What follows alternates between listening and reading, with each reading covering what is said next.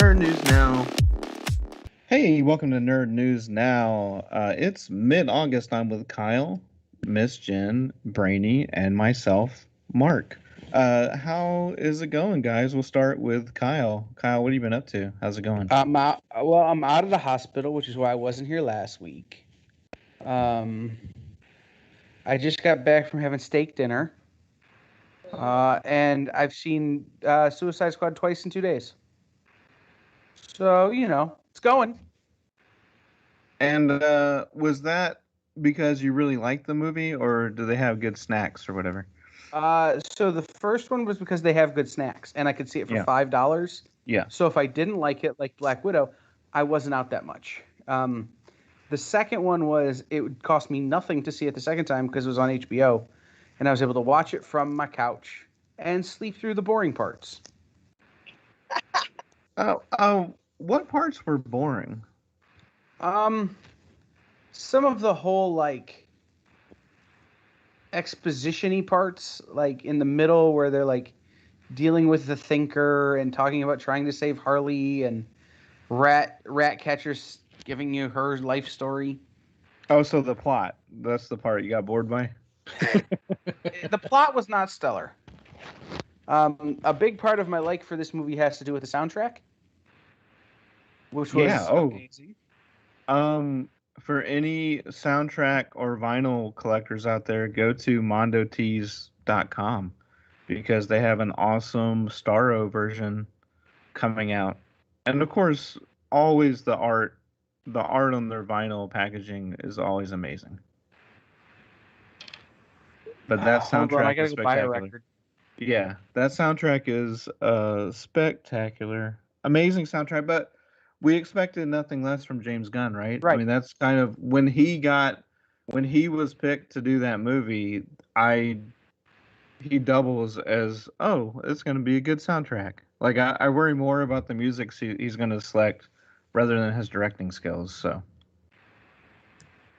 James Gunn has become, we kind of talked about how Taika Waititi hadn't become a director who, regardless of what it is, I will go see the movie. James Gunn has solidified his place in that. Doesn't matter. I'll go see it. you know what's funny is I haven't yet gone backwards in time and watched his movies. I think Suicide Squad may make me do that. Like going back to what Sliver was that the horror movie breakout that sort of started getting him gigs. Something like that. Sliver? I love that movie. Daggum. Does it have a good soundtrack? That's my biggest question. Mark, can you send me the link to this soundtrack to this? Absolutely, I can do that. Awesome. Because I can't find it like just quickly on the website. So Yeah, it's they've redone their website, but that is for all nerds, the Mondo Tees is the place to go. Miss Jen, how about you? What have you been up to? I know that you saw Free Guy, so you helped contribute to its #1 box office spot. So, you saw it twice. Okay. How was that? I needed a movie that didn't make me think too hard and I could just enjoy and gave me some good gut laughs. And that was it. It's a good reward after hard work for Free Comic Book Day. Well, see, and that's also a movie that was advertised to us eons before we actually saw it. Like I'm gonna say, almost like when in the way Wonder Woman was, and that was a movie where you had said before, like you're almost like not anticipating it coming out anymore because you had seen it so many times, and that's how I feel about Free Guy. So, for anyone who's sort of like sitting on it and basically be like, "Oh, I already know what's going to happen. I've seen it." What would you say to that? Like, is there any non-spoilery advice you can give that would get people to go to the theater to see it? I mean, it's probably not what you think it's going to be. Everyone's calling it like the Truman Show, and that's not really the point of is what the big like revelation about it is. I like the way they address AI characters, because always AI characters, right, are like, oh, to be feared, and they're planning our doom. And this one was just a much sweeter tale. And there's just some really funny things that are in there that weren't 100% spoiled by the trailer. So does it in any way deal with existentialism? Maybe. Okay. Doesn't everything, Mark? I mean, we're all dying. Doesn't everything deal with Well, existentialism? yeah, no, I know, but when I think of the Truman Show, that's what I think of. Like, oh, this realization, like, oh, I gotta do this. So to me, it's just like, oh, I'm a character in Grand Theft Auto. Oh, wait, no, there's more. But I'm not really into Grand Theft Auto anymore, so I don't know. I'm trying to get motivated to see it. For those of you out there who are going, what did Kyle just say? He just said we're all dying. That is existentialism. So that was a joke about what Yes. existentialism is. Right. For those of you who aren't existentialists and don't get it. Yeah. Correct. And that's our TED Talk on existentialism. That's not an existentialist joke that has been in my head all day. Go for it. Did you guys know that the person who invented the merry-go-round and the person who invented the Ferris wheel never met? They traveled in different circles. Oh, I thought that was a dad joke. That's a good one.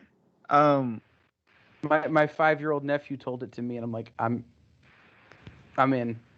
I don't get it. Well, on a serious note, though, we know the pandemics affected lots of different businesses in many different ways. But did you guys hear that the company that makes yardsticks won't be making them any longer? No, that. But right. How in the world is anyone going to measure fabric? I have a yardstick in every corner of my house because I use them that much. Yeah. Well, don't worry. They won't be making them any longer, so it's fine. You'll be okay. I'm going to start hoarding. This is that moment in the show where I would just walk away because I can't even right now. But you can't walk away. Because I can't walk, I just turn my camera off for a minute. I'm going to reward you with a link to Vinyl, so it's fine. Thank you, Mark. Brainy, what about you? What have you been up to? Just kicking it, taking it day by day. Took the weekend off again. I think this was more of a forced weekend off. The pain medications just made me too drowsy. Caught up on TV shows again. Oh yeah, what did you catch up on? Oh, I finally finished that. What was that show I was watching last week? Oh my god, I just forgot it already. 30 Rock. 30 Rock, yeah. Yeah, finished that. Finished the Star Trek Lower Deck. That was pretty cool, actually. I enjoyed it. And I actually watched Vivo. If you guys didn't watch Vivo yet, watch that movie. It's actually pretty good. Which one? It's on Netflix. Vivo, V-I-V-O. I've not seen that yet. It is. I think it could have been a really good theatrical release. They did a good job on it. It is one of those emotional Disney type of movies, but it was good. And we had free comic book day this past weekend, right, Miss Jen? And a Pokemon release as well. A Pokemon release also? Yep. That seems to be a trend now. Every free comic book day ends up being a release or a new Pokemon set or Yu-Gi-Oh! One of the two. Depends on which weekend they fall on. And this weekend was a Pokemon, so a lot like a lot of other retailers, we kept it a very low-key free comic book day. Anybody who walked in got the books. We didn't complain or anything. We did have our restrictions, and didn't do any special sales. Didn't do anything spectacular. It was just another day for us. What was the most requested comic? Oh my God, the name is escaping, Miss Jen. It's the new Something is Killing the Children book. The Slaughter. Yeah. And then Stray Dogs. Those are the two. Correct. Yeah, I knew those would be the big two, but yeah, keeping it low key due to the pandemic, but people still came out and got the free comics, so that's good. On the Pokemon, Brainy, has the absolute fervor for that died down at all, or were people that were wild about it before still wild about it? Well, we sold out of our pre-releases in the first 2 hours. Mhm. So yeah, people are still wild about it. Unfortunately, back in the days, a few sets prior to the pandemic, we were getting about 300 kits. The 2 sets after, our attendance dropped so much that we were down to about 60 kits. Since Pokemon has been basing the amount of kits you're allocated off of those numbers, we have been getting a very low allocations, and we've been selling out, for the last, like in the first few hours of it. And this set was exactly the same case. I thought it might last a little bit longer, but it did not. So people are still wild about it. The demand is strong, but they're still not looking. They're not making as much markup, if I may. We're able to get them at a reasonable price right now, and able to sell it at a reasonable price right now. And how many? This might be a complicated question, but how many sets are out right now, or at least like active sets? Active in what sense?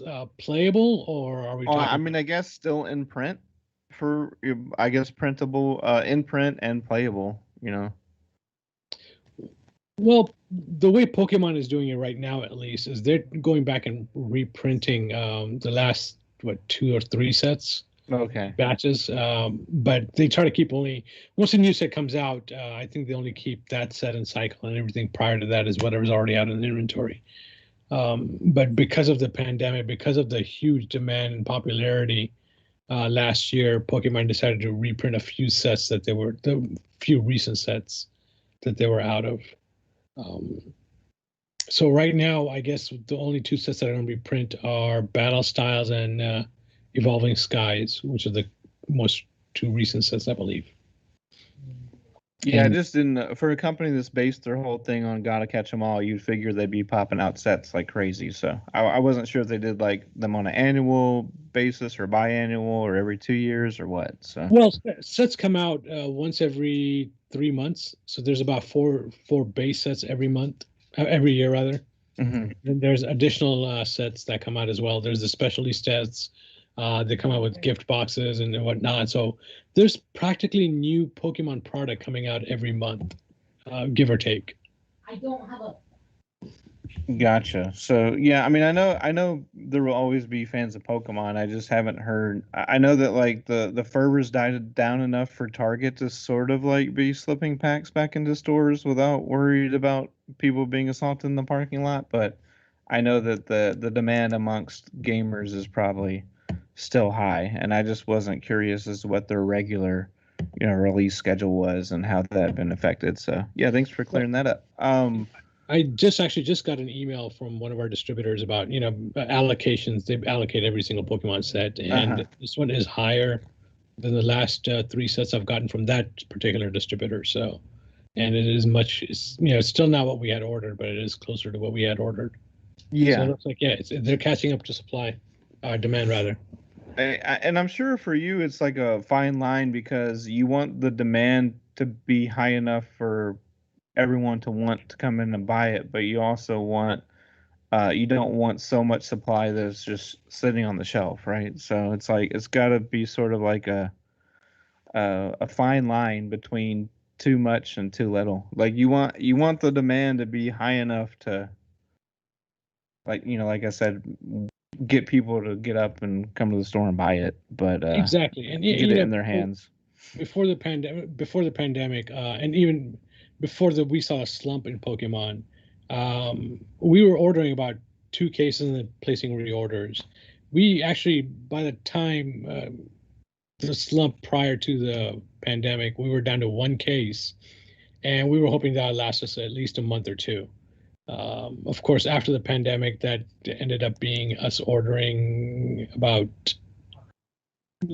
20 cases. The last set we ordered, I believe we ordered about 40 cases through multiple distributors. We ended up getting about half of them, and that still didn't last more than a month. So the demand is still there. Um, we're still seeing a high demand. We'll just see where it goes. And I agree with you. We want the demand to stay. Even though per item profitability is lower, we don't mind that, as long as we can keep product in stock for people to come in and buy, and we can meet the demands. We're fine with it. And let's see how this set does.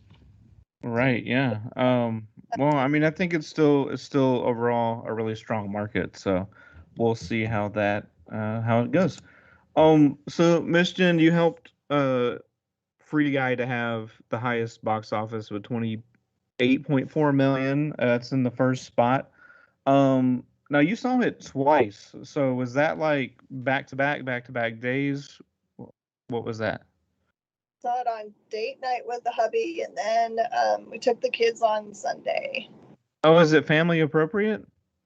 I mean, my kids are 18 and 21. Oh well, okay, yeah, but otherwise, I mean, I don't even know. Is it rated PG-13? I guess.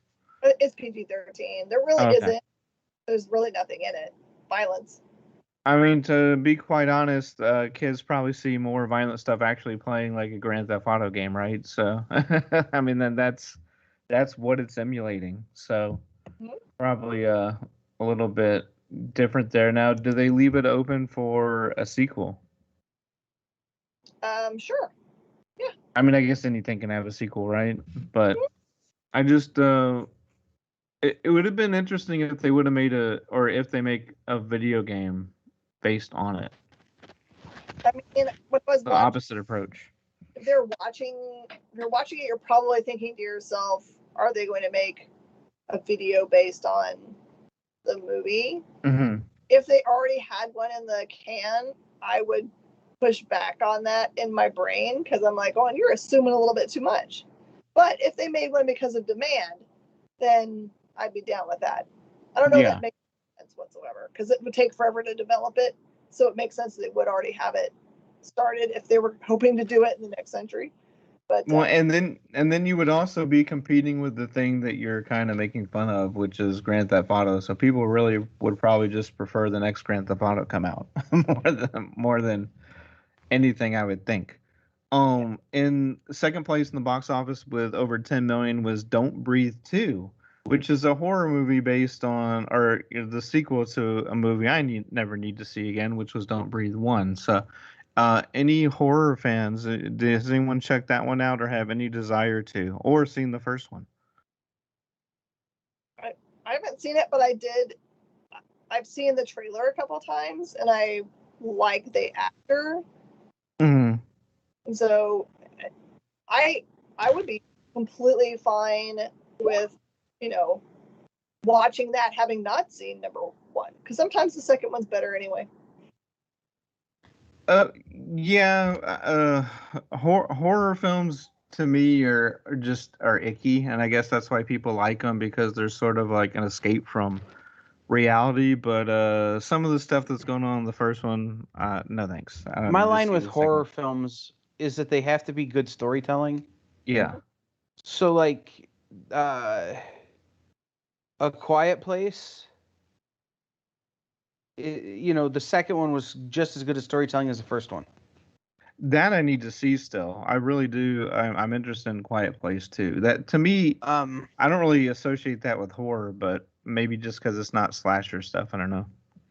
Right. It's more of a psychological horror. That's kind of the thing, is I like the psychological horror. Mm-hmm. That's why I like the Rob Zombie movies, because they're both. Mm-hmm. But yeah, I have no desire to see Don't Breathe or Don't Breathe 2. I didn't get that it was a horror from the trailer. It almost looked more like a John Wick, because it looks like they come and break into wherever he's hanging out with this young girl, I guess maybe his daughter, or maybe someone that's like he's protecting or whatever. And they kidnap her, and then it's him basically taking apart that crew one by one. What it looked like to me. Yeah, yeah. I guess I've already said too much then. But like, there's some captivity stuff going on. Yeah, okay. In the first one, anyway. So it's horror in the same way that like the movie Straw Dogs is horror. So maybe suspense is a better. I keep saying horror, but suspense thriller, I guess, It's definitely not a John Wick type thing, but it's on the low key side as far as the action goes. But it's more about the suspense of it. And then so Jungle Cruise was third with 9.1, and disappointing for me, the Aretha Franklin biopic or biopic came in fourth, starring Jennifer Hudson as. I didn't think that was out until next weekend. No, that came out. I got my weeks mixed up. Yeah. Well, I don't know if it was something to do with like the Aretha Franklin's estate, but they just had that Cynthia Erivo Genius show all about her that came out earlier this year on Nat Geo. So then to have a movie like right after that,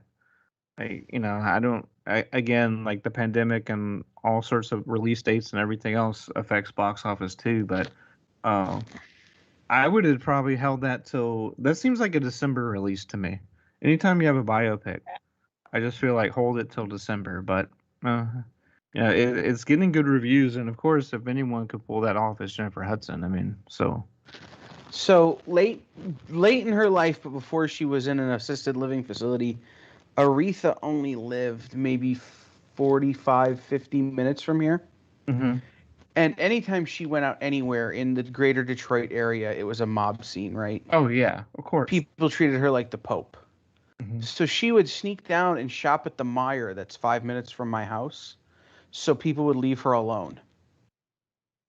And my friends who would work there would text me after she'd left going, dude, Aretha Franklin was just here. She totally bought Eggo. And I'm like, I know that's not true. And they're like, no, for reals. Yeah. She said her grandkids like them. Yeah. Okay. Who doesn't? Right. Not going to argue. Like, Eggo is great, but like, that is such a weird thing to text someone. Yeah. Oh, just humanizing a legend sometimes it's a lot for people to take in, I think. So yeah. I think that's like an easy, like, hey, she's a real person because she likes Eggos. Right, but she'd walk through the Meijer in like a white mink fur coat, like. Of course. This is like, Aretha, like, and you're like, but she's in the frozen food section, which is just weird. And I just want to say, I put it in the chat, but I need to yell at you, Mark, because I also had to buy the Translucent Red Say Anything soundtrack too, because you got me on there and I started shopping. Yeah, be careful. Especially avoid the prints and stuff. And then Brainy tells me he has a wholesale account, and I'm like, I already paid. Probably wasn't expecting to go shop right this instant. Yeah. We were talking about Pokemon, and I'm like,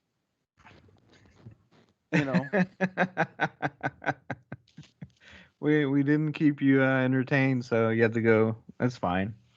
Well, I wanted to pre-order it before they sold out. I had a copy. I had a copy of the Awesome album. Somebody did a pressing of the Awesome album with little Sebastian's face on it. Yeah. And I didn't pre-order it fast enough. It sold out, and now on eBay they're selling for $700. Of course they are. Of course they are. That's how that stuff goes. And I'm gonna have to spend it at some point. I just know I am. I have 3 other copies of that record coming, but I've got to have that one. And you got to have the one with little Sebastian's face, so you have to. I got the green one. I got the black one with the mouse rat logo in it, and then I got the regular black vinyl pressing. Well, are they gonna do like a Johnny Karate Gatefold one? Because that's what I would wait for. Yeah, I would kill to have one like in a Johnny Karate Gatefold. Yeah, and then just like sealed together with the black belt. That would be good. That would be awesome.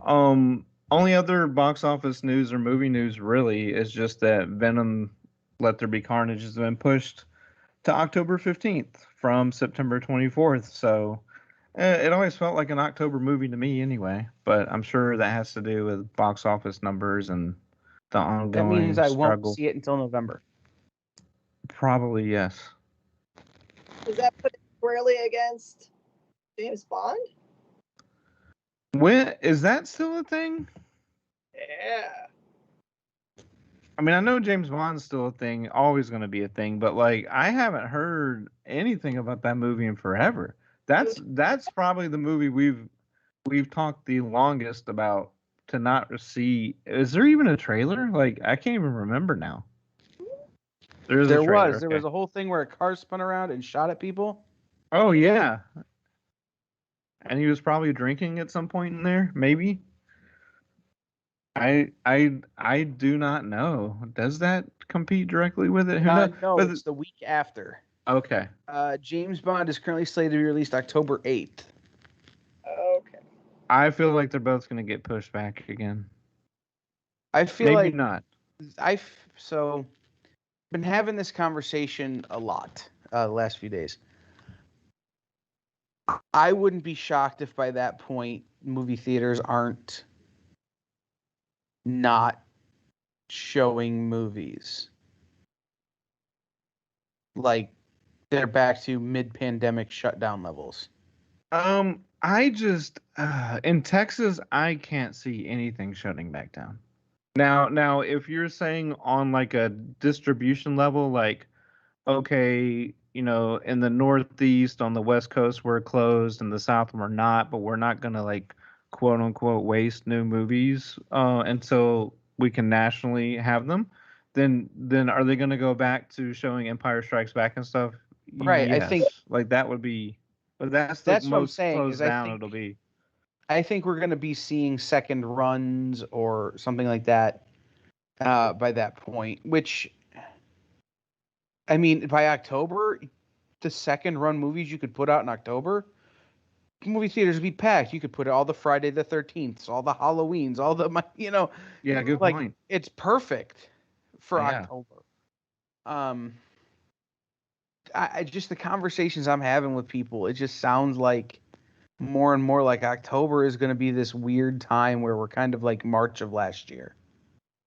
Yeah, and last October there was also the conversation about, well, the flu didn't go anywhere either. So October is traditionally flu season, and if that's going to be impacted by this and the combined forces and all that. So I think October is like sort of this projected like, well, maybe wave 4 will be at its worst then, or maybe it'll just pass. But from an executive perspective, they're looking at these numbers and they're just sort of all over the place right now. I mean, the one thing which isn't going to be popular with most people, but the one thing that's been a really big success is the Disney with the Premier Access, because even like it was almost like a 50-50 split on Jungle Cruise with a good box office showing and a great, a pay-per-view um on demand uh combo. So unless But I'm some of these wondering what films, the fallout of the Scarlett Johansson yeah, lawsuit will be for that. Are they going to be scared to do that with films where they have actors who have box office deals? Or are they going to have to go back and renegotiate everything with everybody? And how much more are they going to have to give The Rock? I mean, Yeah, I'm pretty second sure highest paid actor or whatever he is right now. mm-hmm. they're Give most him likely going to 2 renegotiate all the Jungle Cruise contracts. boats full of money. Yeah. Well, definitely in contracts being written now. I mean, but now contracts are being written for movies that will be released in 2 years, right? So now to be cognizant of it. But I heard an interesting uh, interview on NPR where it's like, oh, this has happened before, and I was kind of thinking like, when on earth was digital streaming happened before? Twice. But they were telling a parallel like back in the 40s when studios started like streamlining through their own means, and so basically they were really controlling the market, and they had like a vested interest at every avenue. So they were able to kind of make or break actors and directors and all that, and really control like the money streams. Mm-hmm. So so they didn't have on demand digital videos in the 40s, but the same type of restructuring took place. So from now But on, obviously, we go can even ahead. throw that out the window and relate it to 2 more recent issues. Oh, go ahead. When record companies and record labels had to go back and renegotiate with artists over streaming rights. Mm-hmm. It's why Tidal exists or existed. It's because record labels weren't giving artists a cut of the money they earned from streaming services of music. And then the writer's strike of a few years ago, the television writer's strike, because writers weren't getting paid their fee and actors weren't getting paid their fee for digital only content like webisodes and that kind of stuff. So they struck.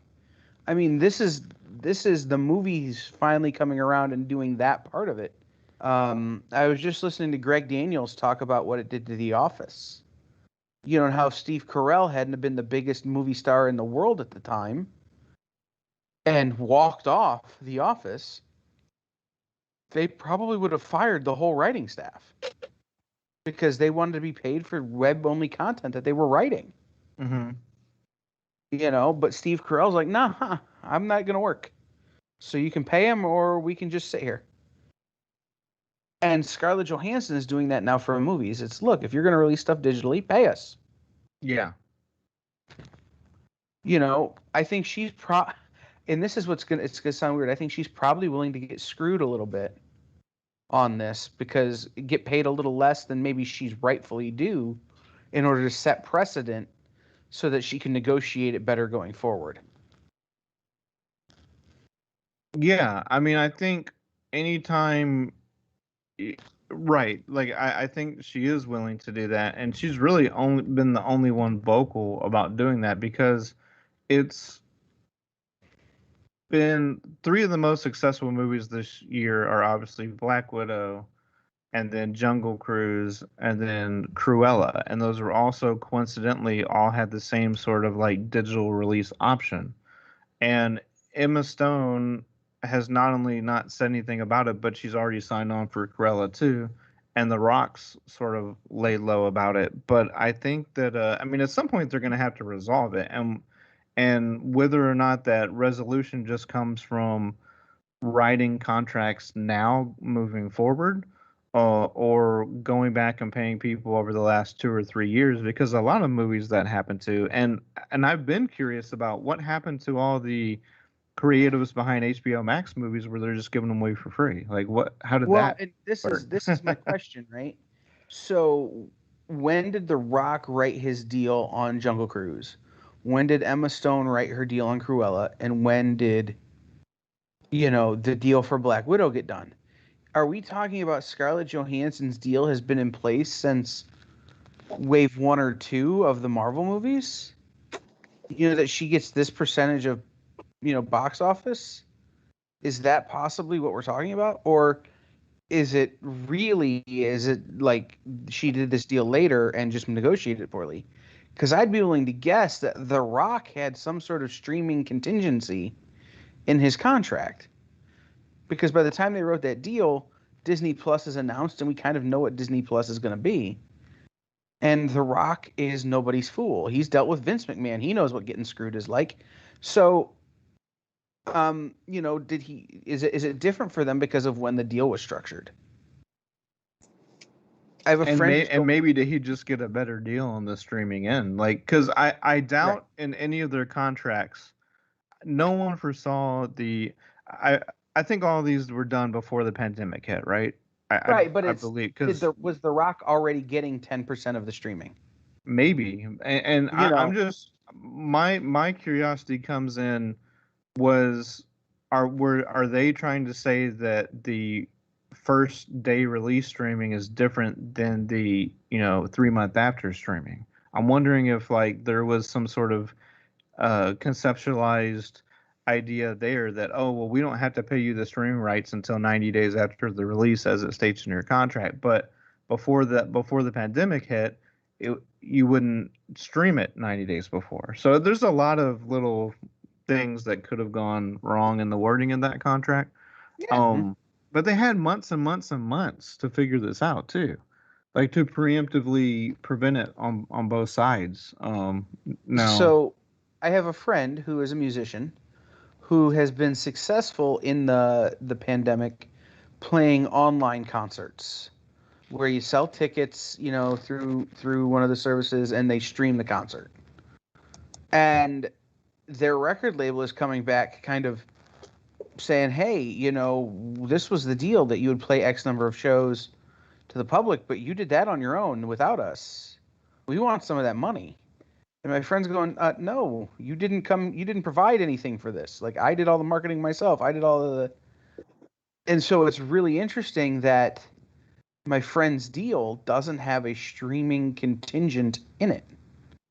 So he gets paid nothing from Spotify streams, but he owns a bigger percentage of actual record sales. Like, it's his deal was set up based on the way his stuff was years ago. So now when his contract is up at the end of next year, he's got to go back and completely reevaluate the way his business runs. And I think these movie stars are going to have to do it the same way. Absolutely. Yeah. And Ironically, he also became a mailman during the pandemic, which was super fun for him. too bad. It's really too bad that the band name Postal Service was already taken. Yeah, his name is already pretty good. Oh, okay, that's good. No, I think, yeah, it's a lot of businesses are gonna change. But like we're hearing about these because they're big contracts and everyone loves talking about tens of millions of dollars, you know, and stuff Right. like that. But I think there's gonna have to be a lot of stuff that's reevaluated moving forward, and maybe maybe even to the point of calling them pandemic clauses, just in case, you know. Well, an act of God clause, right? Something Right. happens, it's beyond everyone's control. This is how we handle this. But And in they your exist friend, in other contracts. yeah, and in your friend's case, it's like, we want you to pay for all those online concerts that you put on without us. It's like, but there were no concerts. Yeah, but you did it online. But no one was going outside. The venues were Right. closed. Like, I couldn't do it. I So was sitting in my backyard, like, what do you... it and what's weird about that is someone knew that was going on. Whether they waited till after, you know, months had gone by and gone, oh, by the way, can you give us that money now? Why didn't they jump in immediately on the label side and go, hey, we see what you're doing. It's really inventive. Like, we want to help you get more. And then, of course, we want our cut for it. But, like, it's like no one wanted to work within, There's you a know, reason that he became a pandemic. mailman. Like, you know, had to get that health insurance. Right. Yeah. Like, and like, this is something, these are the stories that I'm waiting to hear told about the pandemic. Like, we've heard so much about people, like, and rightfully so, about people who have died or people who have survived, or, you know, but there are people out there whose names you know who went from being a celebrity to being a regular person because of the pandemic. Edwin McCain started a land. He started his own excavation business because before he was famous, he worked for an excavation company.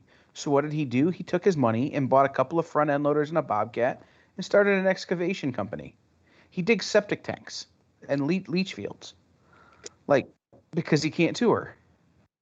And people know Edwin McCain. Like, the dude had several hits. You know, Harmar Superstar became a mailman. Like, these are people who were selling out big venues pre-pandemic that are doing regular jobs now. And it's so cool. That is. It's Shane Douglas working at Target because Target gives health insurance and pro wrestling doesn't. Like, Well, I mean, that the whole health insurance aspect is a much larger problem, sure, but right? I just can't wait to hear the stories of, did you guys know that so and so was like bagging groceries at the, you know, at the the local grocery store during the pandemic, and now they're in, you know, this big box office smash. I like that though, right? Because it's like Right. they saw a need, or they had a need, and they just Mhm. took care of it. I call that Right. a boss right there. Right, like, those are the stories I can't wait to hear. One aspect, and to me, the payment of comic creatives is a shroud of mystery. Like, I never hear about it. I don't know, I have. It's just I don't know if it's like a don't ask, don't tell type of situation where it's like we don't talk about it. We don't talk. I mean, I know about Image that they're more friendly towards you get a bigger cut percentage per se, but I do wonder going forward and over the last few years where you have stuff like Comixology and Amazon Prime, it's like, are they getting anything for the digital copies at all? Especially when you have these companies like pushing towards digital delivery of these PDF file comics. I think it's a very different thing. Okay. And I can only speak to this from what I know on either side. In the music business, in the movie business, in the television business, you get paid for doing your work, and then you get paid a percentage on the income generated by your work. Most comic writers and people that I know are doing it as independent contractors and on a work for hire basis. So it's you get paid for doing your job and then you're done. Now I know that there are some that are different, and most of the people I know are at much smaller publishers than Marvel, DC, Boom, So it's a little bit of a different demon, but I think it's probably just it's a different demon. It's a different thing. I just you see I see artists on Twitter and they'll say stuff like, "Hey guys, I saw this pop up on Redbubble," and it would be like a picture they drew on T-shirts, and they're getting 0%, and they're like, "Please don't buy this T-shirt. I'm not getting anything for this." That's because that's probably stolen. Redbubble is really bad. Like buy it from my official shop or buy it through comiccompany.com that they work for. I saw a really one that kind of blew my mind. There was a artist who did a cover for one of the big two publishers, and that cover was turned into a poster, like a full size poster, like 24 by 36 that you would see in the front of a comic book shop. They went so far as to erase 90% of their name on the poster, but you still saw the curve of like the beginning of their signature, and it created a firestorm on Twitter. I don't know if you guys have seen it, but it's like this has been going on for the last 2 days, and a majority of the comments were against the artist for complaining. They were like, "Why are you complaining? It's not like by drawing that character on a variant cover that you own the character, so that company's done. They paid you for a job. Move on, get on with your life." And it's like, well, wait a minute. Someone's making like what, $6.95, $7 a pop off that poster every time it sells, and the artist can't even get like 5 cents. Like, I don't know. It just seems weird. And that comes down to your contract. It really does. Okay. If your contract includes a residual payment on everything sold, then yes. But like Kyle mentioned, there's a lot of times in comic book industry where it's just work for hire. You do your job, you submit your covers, and you're done. That's it. You get what you get paid. Yeah, and that's how you get the freedom too. Like, by the way, let's not make any mistakes here. A guy like John Romita Jr. does work for hire because it lets him do whatever the hell he wants. Correct. He can work for DC, Marvel, Image if he wants. All at the same time. Exactly. If you've got an exclusive contract, I'm sure that exclusive contract includes residual payment on per issue. Image, and of course, the Dark Horse, anything that's creator owned, and that's the whole concept behind Image. Image, the creator owns everything. All Image is doing is publishing and taking a cut off of that. That's how Todd McFarlane and Jim Lee and Rob Liefeld and all those guys back in the 90s were able to make multi-million dollars per month when they were selling 3 million copies of Spawn #1. That's let's just assume they made $1 per copy. They're making $3 million right there. Yep. As opposed to the 3 million going to Marvel's pockets and Todd McFarlane getting 25 cents per book or something like that. Just as an example. So it honestly depends on the contract. A lot of artists and a lot of writers, they just want to get paid for their work and move on. And they need to understand that once they have done that, the property belongs to the company. Myself in Nested Egg, that was a deal, and I made sure I let our artists know, look, guys, you guys are writing over your rights to this. I am paying you whether I use the artwork or not. doesn't matter. It's what I use it for is it's whatever we do it for. If we decide to make T-shirts down the line with this artwork, it's our art, and our artists understand that. They know that, hey, I'm paying them upfront right now for what they're doing, and that's it. Whether I use the artwork or not is that's Right. That's exactly it. I love that, Brainy. One of the things that I've started negotiating into my contracts is a level of usage rights, and I don't have it with the experience necessarily the same way I have it with some of the other people I work with and I freelance with. I retain a copy of everything I do. I can't tell the experience what they can do with it once I've given it. Once we've aired it, it's theirs.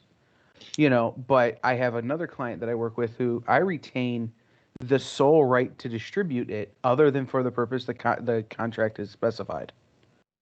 And this is graphic design stuff. Like I'm going to design this T-shirt for you. I get to distribute the T-shirt, except for this one specific purpose. Like, and that's kind of a very weird sort of negotiation to make. But what it does is it allows me to say, okay, I made this really funny T-shirt. In 6 months, I can sell it on the internet if I want. And nobody can say anything about it. It's you usually take a little bit off the plate. I'll do it for a little less money, but I'm going to do it for this. This has become a TED talk on how to read a contract, I feel like. But and this is something I'll say. If you're in a creative field, get yourself an IP lawyer and a contract lawyer. Have them be separate people. Have somebody there to protect your intellectual property and somebody there to make sure your bank account is right. And have them be separate people. Don't have them be the same people, because that way lies madness.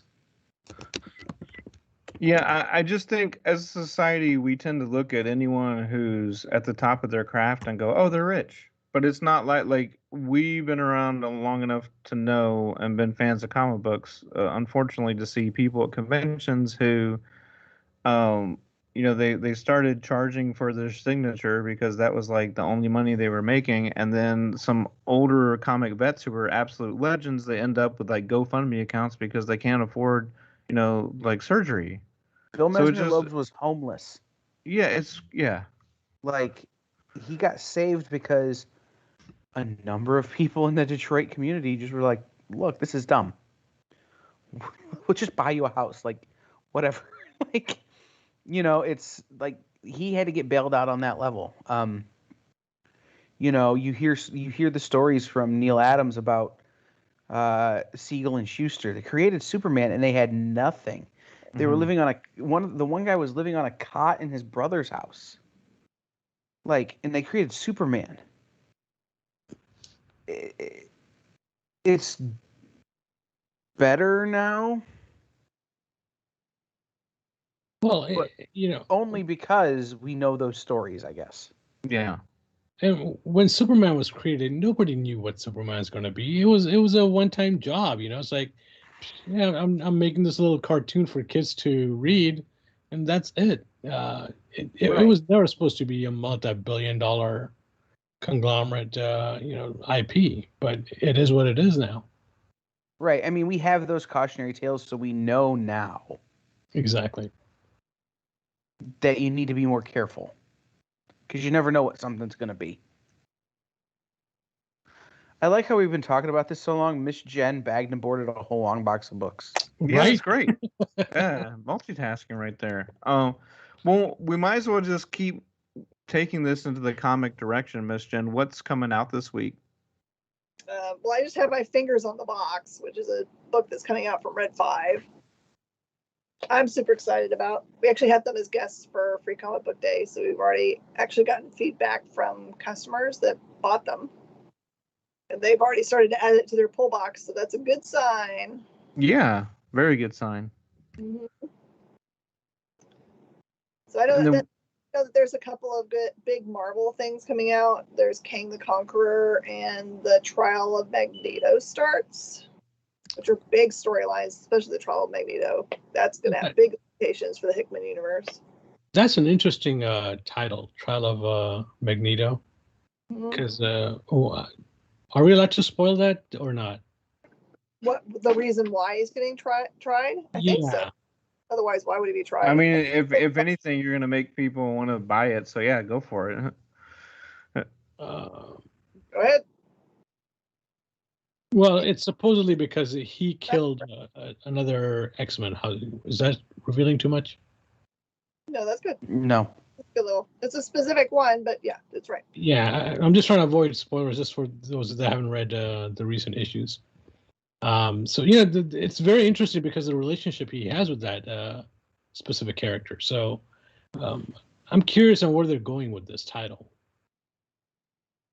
I mean, I think they've needed to go into this for a long time because they have been for months and months in the X titles doing this whole since they know they can regenerate any mutant that dies, they've almost started going to go out and choose mutants that they dislike the current rendition of them and having them be it's Amber Alert. Sorry, I gotta make it go away. It's not gonna do it. That they're choosing them to almost be sacrificed in like a big ritualistic way to be reborn, because they can basically download the version that they like, because that's what's been saved. And you think they're doing this to integrate this character more into the MCU or make it more like the MCU character? Possibly. I don't know, maybe.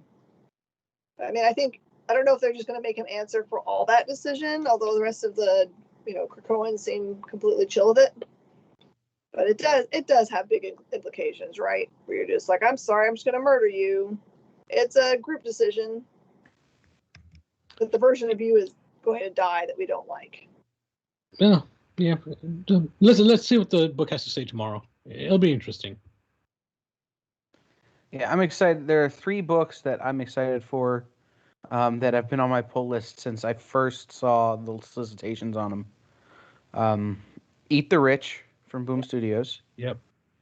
Which I feel like is just going to continue the Boom Studios trend of books that are named similarly. Yeah. God of Tremors from Aftershock, because it's Peter Milligan, and I've seen it, and I have copies of it here that are the Ambassador exclusives, and they're gorgeous, and the book is oversized and weird, but I like it anyway. Keep in mind, if you buy it, magazine-sized bag and board. It's awkward. And the last one for me is Killer Queens from Dark Horse, which is David Boer. Not too spoiler because he told us the bad guy in the book is a chimpanzee with a jetpack, and he has hench otters. That's right, they're otter henchmen. In David's own words, a big gay space romp. I love it. I'm surprised you didn't add second chances to that. It's on my pull list. I'm not. What's the word I'm looking for? It's not the first book you're going to pick up to read. Yeah, it's not. I'll be honest. I'll read Serial before I'll read that one this week. Interested, but just I don't know. I'm having this weird sort of ennui feeling about Image Comics as a whole. Another one I'd recommend for people is Gin Hunter. It's by Black Box Comics. I think people might have overlooked that one. Crazily, I just ordered directly from them. Nice. I should do the same. I've added it to my list of publishers that I like that are super hands-on. That I think he messaged me 10 times. It's like, have you gotten a chance to look at the catalog yet? And I finally just said, will you order for me?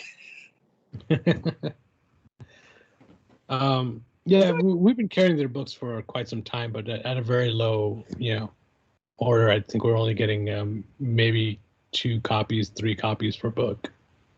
This one, I have a good feeling about Jin Hunter. I think it's going to be a good read. We'll see. Yeah, because I really liked is it Devil's Dominion and the Chino Kage. Both of those were really good series. Yep. But the problem is it's such a small press that it's easy to miss in the previews, which I think I did for like number 3 and 4. I think I totally missed it. And since they're not on FOC, it sometimes hurts as well. Yep.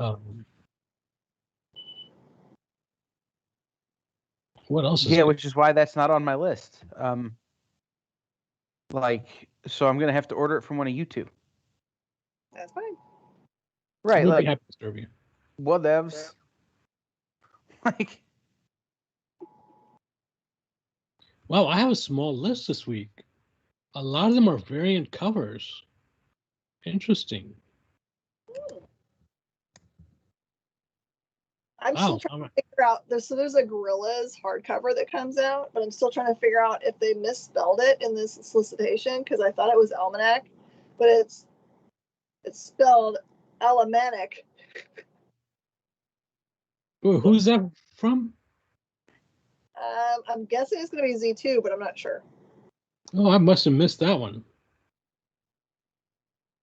Yeah, as you were mentioning earlier, one of the downfalls of the preview guide is by the time you get to X, Y, and Z, you are so tired of looking at books that it's like sometimes you just overlook them. Subconsciously, you just overlook them. And there have been times when I'm like, hey, I could have sworn I ordered that Zenscope book, but hey, I guess not. The plus of Zenscope, and we do catch it on the FOC though. And when you guys are ordering ahead, like how far ahead do you order? Like 2 or 3 months? Well, it's getting more and more interesting, right? So traditionally, you would do initial orders, and those are about 3 months out, and then you get FOC looks at 2 or 3 weeks out. And the way that they're getting set up, some of the big publishers, DC at Lunar and Marvel at PRH, is that they have the ability for you to do initial orders, but most everyone's just doing FOCs only. So people really are just looking at it 3 weeks out, which I'm sure it makes it much harder for them to set print runs, but it does save a lot of time, I have to say. I was just curious if they ever gave you more of a synopsis than the public would know about, meaning like hey, you need to get this book. I mean, I know you've had people tell you, hey, you should order this book. Most of the time, the public knows more than we do. Well, what's crazy? So I'm sure you guys know, but they have like many different types of cataloging and collectors apps available now for people as myself, where it's like I have all these comics, I have no idea what to do with them. I need to catalog them. I need to make sure I figure out which books I actually need of a particular series when I'm out looking at bins at a convention and stuff. But I've noticed tabs popping up on these that are like, speculative books 3 months from now. And I was just wondering, like, how do they know that, oh, you need to get this book 3 months from now because there's a character in it? It's like, okay. I just didn't know how all that worked. Sometimes we don't like, because it can't be, in our brains, it can't be a speculated book until it's been released, because you don't know if people are speculating in it because it hasn't come out. Yeah, like because you can basically just say, "Oh, there's a character in it." Don't say anything at all. Right. Okay. So gotcha. I'm gonna. I gotcha. Well, any thoughts on comics this week or in the near future to wrap up the show today? Anyone got anything else you want to throw out there? Read the comics you like. Try comics that you have never tried before. Really good advice. A lot of stores, I don't know if Miss Jen, if you do it or not, a lot of stores offer a first issue guarantee sometimes on titles. Try those titles out. If you don't like it, some stores will take them back. We definitely will. We'll give you if you don't like number one, bring it back. Well, at least you tried it. So try new books. Don't get stuck with what you're into. In fact, kind of segmented off. One of the shows I started doing on the radio was New Pop Discovery, where we listen to songs we've never heard before, and we're trying out different songs and whatnot. And what I've noticed is people who weren't listening to certain genres are actually enjoying them now. So, same thing with comic books. Try different things. I understand, those $4, $5, $6 comic books are getting a bit expensive, but if you've got a few bucks to spare, go ahead, try a new title out. I'm sorry you have to listen to so much Dua Lipa, Brainy. No comment. That's how I love it, but it gets stuck in your head and it's there for days, and it's just frustrating. That's how I found out that I really love bluegrass. Yeah, in fact, one of my co-hosts for the show today, she discovered she likes soca music because I would play it a few times. Like, hey, this is pretty cool. I like it. So there we go. Yeah, I've been listening to Zydeco music. There you go. I know all about that. Being seriously, being down here, if you're familiar with the area, Beaumont, Texas. We would pick up a radio station from Beaumont. We lived in the Houston area, but on the way to church every Sunday, like a man with a very thick Cajun accent playing Zydeco music for hours and hours and hours. Well, Zydeco was born between New Orleans and Houston, so yeah. Geographically, I definitely know what that is. All right, well, thanks, guys. Thank you, Brainy, Kyle, and Miss Jen. And thank you for listening to and watching Nerd News Now, part of the Kingdom of Geekdom on Woodlands Online, sponsored by the Adventure Begins Comics and Games and Space Cadets Collection. Check out other shows on Woodlands Online like Music Cafe, The Adventure Begins Show, Woodlands House and Home, The Best You, Between the Trees Business Talk, and much more. You can watch all these on Woodlands Online and on our partner station KBQT HD21 over the air on your television. All these shows and more on Roku. Just search and add Woodlands Online TV to your streaming lineup. And you can listen to our podcast on Spotify, iTunes, Stitcher, or wherever you get your podcasts. See you next time on Nerd News Now.